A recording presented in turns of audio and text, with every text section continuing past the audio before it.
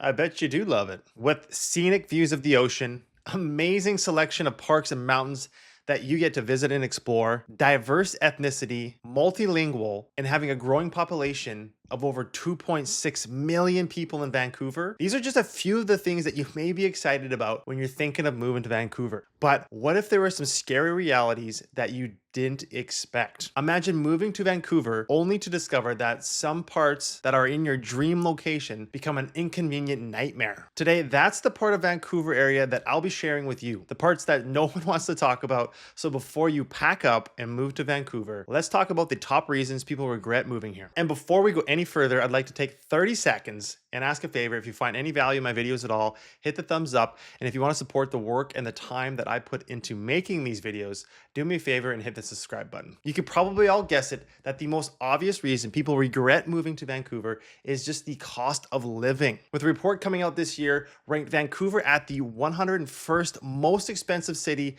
to live in the world, being number 2 in Canada, which is just behind Toronto as the most expensive city to live in Canada. This isn't a surprise. With gas, groceries, right, utility bills, property taxes, rent, real estate, inflation, and then you factor in that wages haven't gone up the same amount, people really do feel the effects of this. And then we can't forget about the housing market being the biggest financial burden of people who live in Vancouver, right? We have rents that have ranged from anywhere from $2,500 for a single bedroom all the way up to 10 grand for an apartment downtown Vancouver. It's insane, right? And then we're talking about the housing prices here. We have houses that have no being worth what they're worth because of the location of the house.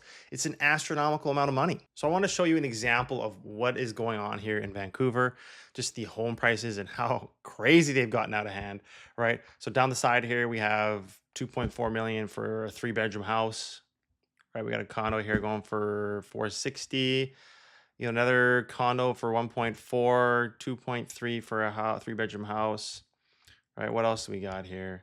Oh, look at this one here. This is what I mean, right? We have essentially, it's probably going to be a teardown going for almost $1,850,000. The next thing is you have to be able to afford a house like this in Vancouver, right? How much of an income do you actually need to afford a house? Because right now in Canada, the average salary is $71,000 a year. And what you can do is actually go over to the calculator tab on realtor.ca, and it's going to spit out an approximate mortgage amount. So in this scenario, we'll go with the 20% one that they've given, the interest rate I put in there. And so the monthly mortgage payment that would be estimated is $8,257. And so now again, CMHC, they're the ones that dictate how much debt that you can essentially have. So we go over to the debt service calculator, and I put it in already. We have a $71,000 average salary. We have the mortgage payment that's associated to this property. And then we have heating costs, property taxes already put in there. And so this is assuming that you don't have any credit card debt or you don't have any car payment, which most Canadians, they definitely do have that. So you can see that the scale's maxed out. They're literally saying there's no way that you're going to be able to afford a house like this on a $71,000 budget. And so, well, what is the amount that you're going to need? And so I've actually figured this out already. It's $275,000 a year. We're underneath the gross debt service ratio is 39. We're underneath the total debt service ratio of. Now, if you have $275,000 and you want to buy a fixer-upper in downtown Vancouver, be my guest. But I don't think that's what you're wanting to do. Then the next thing we have to factor in is that we have limited land supply here in Vancouver. We have the mountains to the north. We have the oceans to the west. We have the border in the States down to the south. And then we have the Fraser Valley and Hope, where nobody wants to live in. Sorry if you live in Hope. Majority of people don't want to move out that far. And so we have this issue where we're landlocked. You can only build so many homes. And so now as more people come in here, we need more available housing. And so what do? Well, they increase the density of the homes by tearing down these old properties, putting up skyscraper condo buildings. And that's just the reality. We don't have enough housing here in Vancouver. And then to make matters even more interesting is there's this article here, it came out by the Vancouver Sun midsummer, and it talks about Metro Vancouver expected to grow by 50,000 people a year. And so we have the limited land, the not enough homes being built, more people coming to Vancouver. It really does push a lot of pressure on the cost of living within Vancouver. So this report goes on talking about that the region is projected to exceed 4 million people by 2050. That is in my lifetime, and I'm guessing your lifetime as well. And so with all these pressures that are happening within Vancouver, a lot of people are being forced out because they just can't afford the cost of living in Vancouver. They're moving out to the suburbs. They're moving out to the Fraser Valley. And then I'm sure a lot of you have heard that people are moving to Alberta, right? Their money is going a lot farther out in Alberta. And the next one I want to talk about is the homelessness and crime that happens within Vancouver. And since Vancouver's climate is a little milder, this tends to attract a larger homeless population because it just really doesn't get that cold. As far as the type of crime, it's not so much the violent crime, it's more of the petty crime, such as the car break-ins or bike theft, right? You leave something on your dash or in your seat, or you by accident left the door open. Those are the types of crimes that are more common here in Vancouver. And this is something that you just have to be okay with or understand where the homeless people are hanging out, where are these problems happening more often than not. Because as the population of Vancouver grows, so does the homeless population. And so this is actually driving out some residents just to pick up and move somewhere else because, again, to control the homeless population seems to be pretty hard to do. And so people are just moving out of town somewhere else that's not as affected by this problem. And there's actually a report done by Greater Vancouver talking about the homelessness and just some details and facts about it. So I found it actually quite interesting that there was 4,821 people were identified as experiencing homelessness. So it's been an increase of 32% as of 2020. And then age breakdown, I thought was interesting. 70% being adults from the age of 25 to 54. Gender, 69% man, 28% women. What else do we have here? Oh yeah, I thought this was pretty interesting too. Reason for housing loss, 35% not enough income, which in Greater Vancouver, it makes sense because the cost of living has been increasing every year. The next one is weather, being one of the reasons why people regret moving to Vancouver is just because the winters, they're rainy, they're dark, you got these mysterious clouds that roll in, but it's not all bad, right? During the summer months, beautiful days, beautiful scenery, lots of stuff to do. It's just, does the winter months outweigh the summer months? Well, a lot of people tend to think so. So instead of just talking about someone's opinion or my opinion, I wanted to load up some facts just so that you can at least have an idea of what's going on here. And then you can make your own decision whether or not weather is going to be a reason why you don't move to Vancouver. And so we have loaded up currentresults.com, literally just Google searched it, Canada's rainiest cities, and this came up. So when you see this list here, it talks about the top cities that have precipitation. So that's rain and snow. And Abbotsford is actually ranked as number one, having 60.5 inches of rain and snow each year. And then we have Vancouver here, which is fourth on the list of the big cities within Canada. And if we scroll down here, the most wet days. And so again, this is snow and rain. So Vancouver is a couple farther down, sixth on the list, with having 168 days of the year being some sort of rain or snow. And then Abbotsford, which is where I'm at, is just to the east of Vancouver, about an hour and a half, has a few more days wet. And then the most rainy days, so this is just rain, and essentially Abbotsford has 174 days of rain, and Vancouver has 164 days of rain. And so if you're okay with having nearly half of the year having some sort of precipitation, then moving to Vancouver wouldn't be an issue. But if you are a stickler for rain, for snow, just for that type of weather environment, then keep in mind when thinking about moving to Vancouver. Then the next thing I wanted to share with you is how much daylight that we actually have here in Vancouver. And so coming down here, looking at the shortest day of the year, I think it's December 21st. Yeah, so essentially 8 hours. And so what happens often is that you go to the work in the dark and you leave work in the dark. And so I think that's why a lot of people just get affected by the weather, by the amount of sun that we have during the winter months, because there's rains almost half the year. And when it comes to wintertime, you have 8 hours essentially of sunlight. Before we explore more of these regrets people are having after moving to Vancouver and then finishing up with a couple practical tips, is that I'm curious on what are you looking for when buying a home in a new area. So if you have a thought, put it in the comments so myself and others can see, and just let me know if I've missed any. And this is probably the least favorite one of them all, is the real estate and rental market within Vancouver.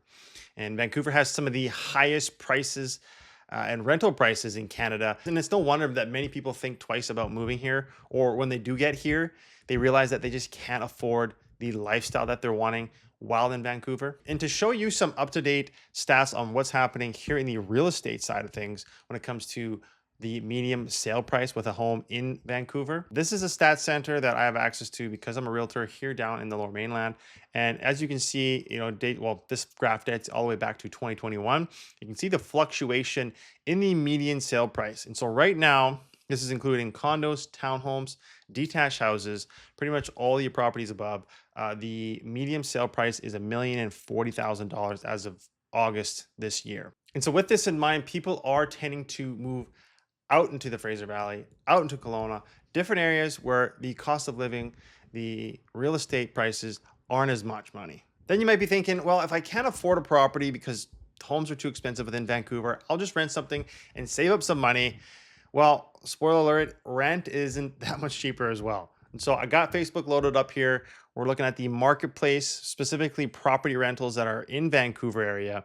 And I just wanted to show you what's available right now. And so a lot of one bedrooms going for anywhere from $1,400 to $1,600. What else do we have here? One bedroom for $2,500. That seems probably a nice apartment. Two bedroom for $2,000. Let's just change it to 4-bedroom plus. Get an idea if you're looking at, renting a house for your entire family. Right? We got almost $5,000. We got $10,000 for this apartment. We got a room for $1,500, a whole house for $7,000, $6,000, $5,000.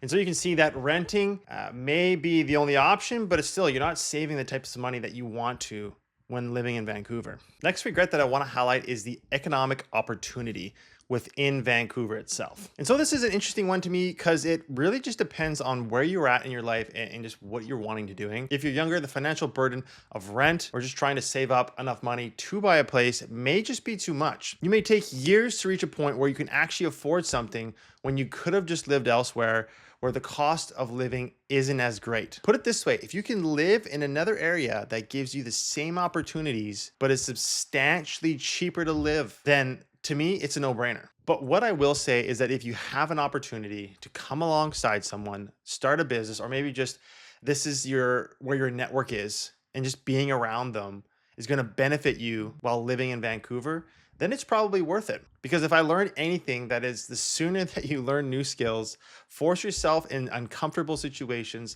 that push you to grow, the better it is. Then when it comes to being a little bit more established in your career, right? You may have a family, a couple kids, right? You're doing well in your job.